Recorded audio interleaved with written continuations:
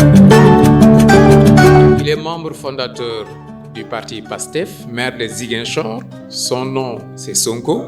Mais ce n'est pas Ousmane, c'est Djibril. Oui, il y a beaucoup de similitudes, on peut dire, avec le leader de PASTEF, Ousmane Sonko. Vous vous présentez comment, vous? Comme différent, peut-être. Effectivement, on a pas mal de similitudes qui ont fait qu'on s'est retrouvés dans le projet au moment de sa création. Donc, mais toujours est-il qu'il y a forcément des différences entre nous deux. Il a son tempérament, j'ai mon tempérament. Peut-être que je n'ai pas le leadership qu'il a, mais je pense aussi pouvoir apporter ma pierre à l'édifice de ce pays-là. Oui, le même tempérament. Il y en a qui le disent aussi. Hein. Vous êtes tous deux des Sonko. Les Sonko, historiquement, ce sont des chefs dans la Casamance naturelle. Oui, historiquement, on raconte des que chefs, je les dis, Sonko, mais il y en a qui disent des guerriers. Tout à fait. Dans le royaume du Gabou, à l'époque, certains disent que les Sonko étaient les guerriers. Après, à un moment donné, ils ont occupé aussi le trône, en même temps que les Mané, les Sagna et les Sané, qui constituaient en tout cas les grandes familles du royaume du Gabou à l'époque.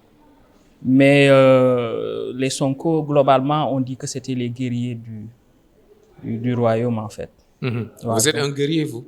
Je ne saurais moi-même me qualifier de guerrier, mais en tout état de cause, je sais que j'ai ce tempérament qui fait que je n'accepte pas qu'on me marche sur les pieds, en fait. Oui, il faut en avoir quand même du caractère pour succéder à Ousmane Sonko. Oui. Vous faites votre route vous-même, vous vous démarquez de sa personne, mais quand même, il vous fait ombre.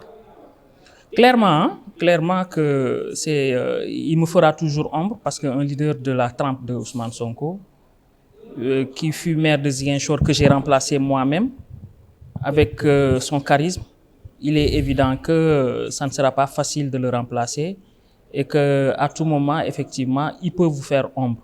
Mais pour moi, ce qui est le plus important ici, c'est d'avoir les idées, la vision pour mener à bon port le développement de la commune de Ziguinchor. Pour moi, c'est ce qui est le plus important. Après, on apprendra toujours de lui, de la constance dans ce que l'on fait, du courage de ses idées, de sa position dans ce que l'on fait toujours, de cette conviction que les deniers publics, c'est pour le peuple et pas pour soi-même. Moi, je pense que c'est peut-être des caractères qu'on a déjà, mais pour lesquels on a une meilleure conviction à partir du moment où on a cheminé avec notre leader Ousmane Sonko. Et les populations sont beaucoup plus magnanimes quand il s'agit de vous que de Ousmane Sonko? Les populations sont plus exigeantes avec moi parce que le leader Ousmane Sonko... Vous dites les populations de Ziguinchor, elles sont beaucoup plus exigeantes de moi. OK. Sont plus exigeants de moi que de Ousmane Sonko, parce que je pense que Ousmane, il a ce que j'ai pas eu, que quand quelqu'un se bat à donner ce qu'il a donné pour le peuple, il est facile pour le peuple d'être moins exigeant de lui que de quelqu'un qui n'a pas peut-être donné ce que le leader a donné. Moi, c'est comme ça que je vois la tolérance, disons, que les populations de Ziguinchor ont eu vis-à-vis de son magistère à la tête de la commune de Ziguinchor par rapport à moi. Je trouve que les populations sont très exigeantes. Je comprends, parce que Ziguinchor quand même est une commune qui, depuis longtemps, cherche en tout cas un développement harmonieux pour les populations, de meilleures conditions de vie pour les populations. Après, les populations sont très pressées. C'est plus facile pour l'édile de Ziguinchor maintenant qu'auparavant. Non, c'est jamais facile en réalité d'être maire déjà, mais plus particulièrement d'être maire de Ziguinchor.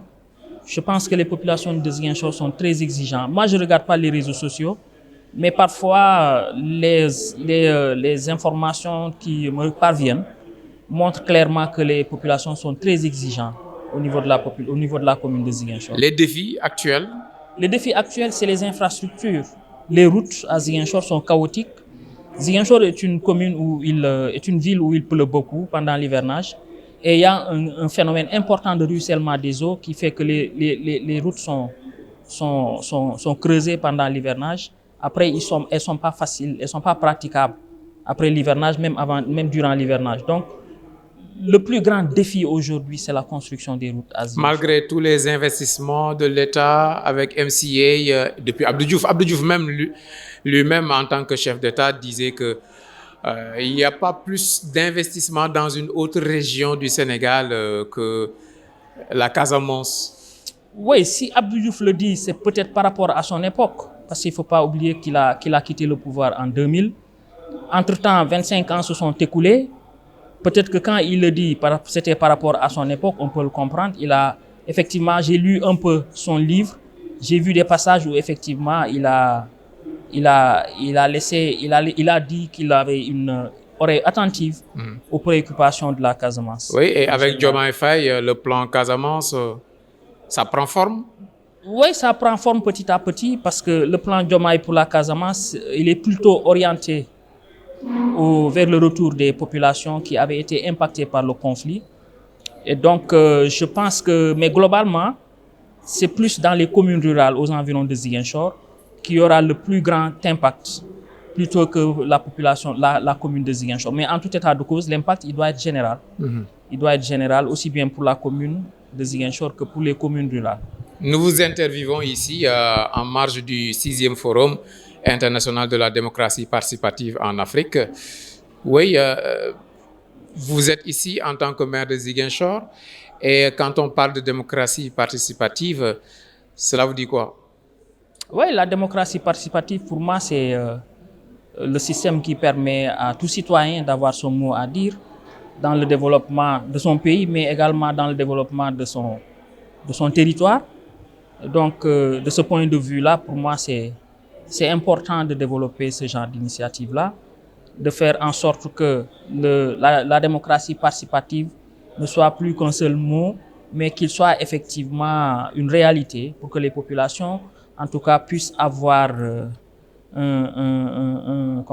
puissent avoir un dispositif, puissent avoir un système où ils expriment en tout cas leur opinion. Et je pense que le Sénégal est à ce niveau-là. Nous sommes un pays démocratique où les gens s'expriment librement et où les gens disent ce qu'ils pensent de la marche du pays, mais également de leur territoire. Du côté de Ziguinchor, c'est plus une question de résilience que de souveraineté, présentement, non?